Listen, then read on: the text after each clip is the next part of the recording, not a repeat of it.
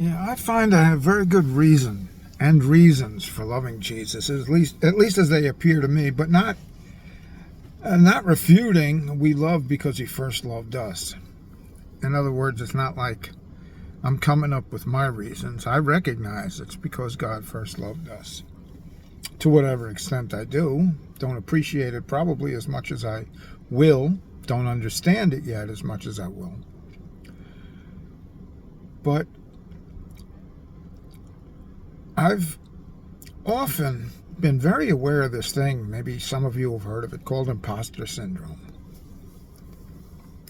Not merely aware of it as a thing, but experiencing what it describes, being a something in whatever position, situation, circumstance, that you don't really feel, or one does not really feel, that they are adequate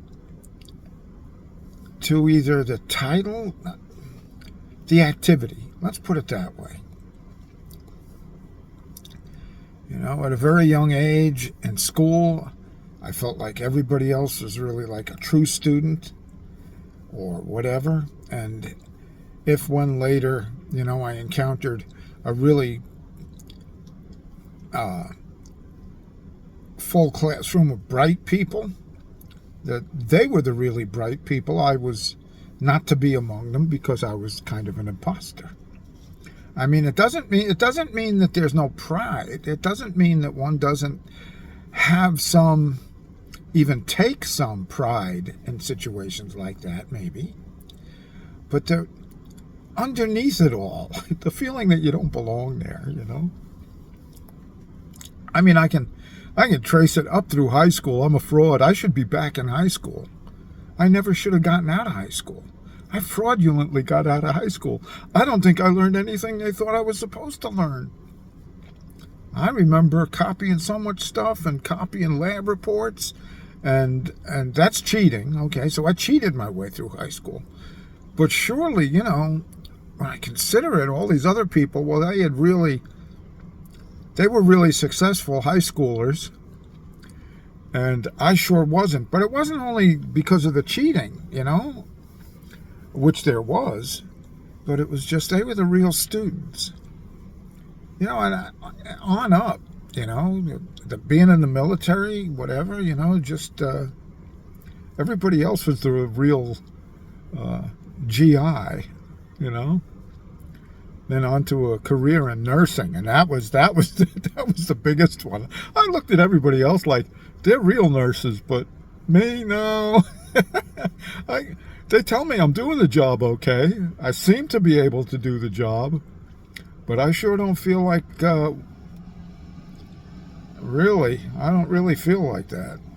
And how often, I would say something to my wife about, had I not applied myself more or whatever, and been a doctor.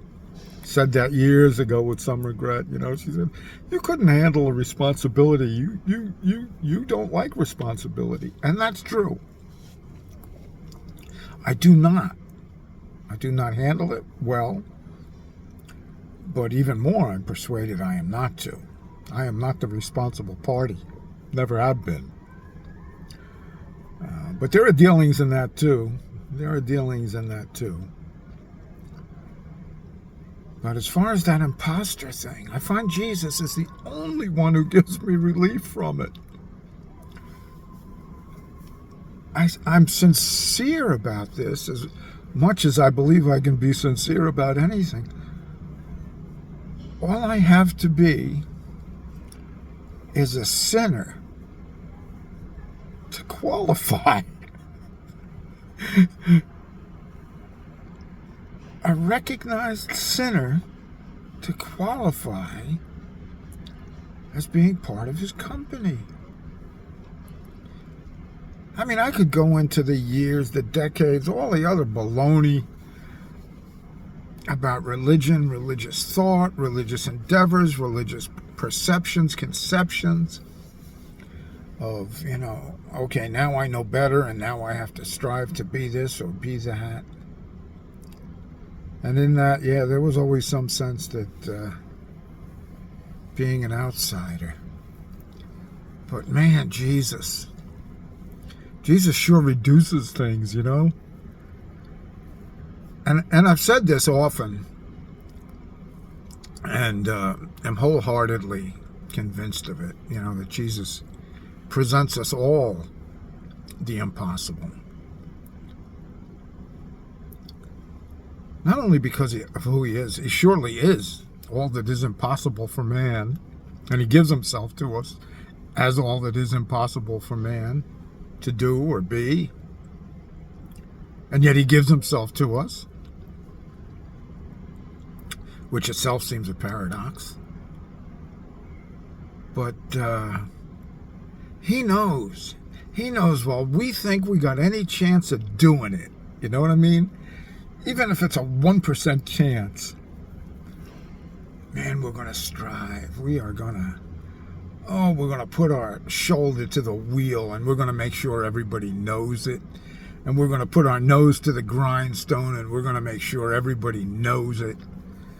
And we are going to make such a big deal of our efforts and all of this because we're laboring under this. If I just do it hard enough, you know, if I just be this, I might end up turning into this thing that I think I ought to be. But once it's plain, I shall never be Jesus.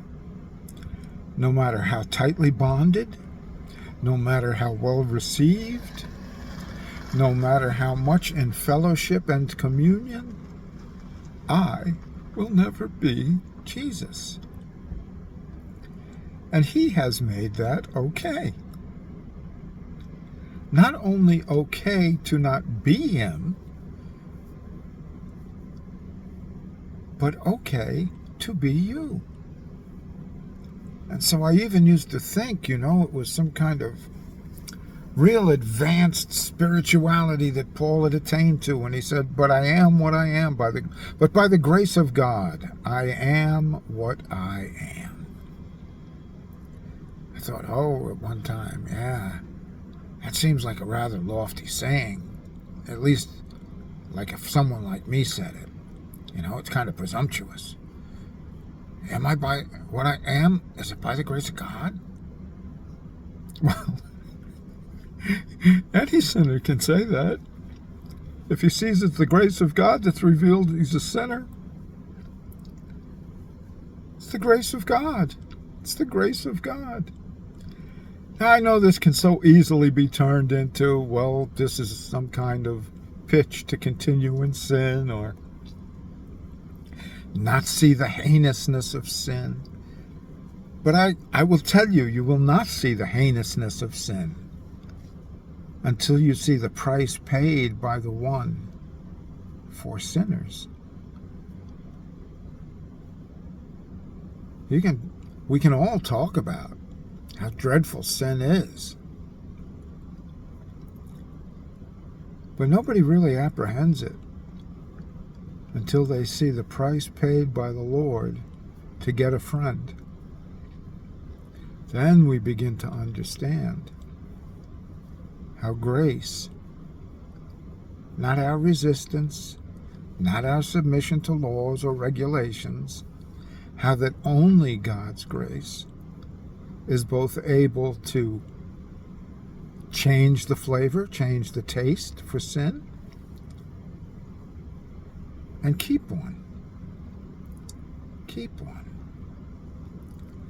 Because of all the sins, of all the things that might be listed of sins that I have said, that I have done, that I have acted in, that one of pride,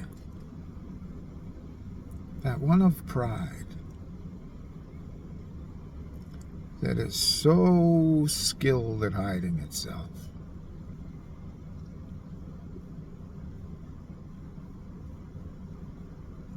Yeah.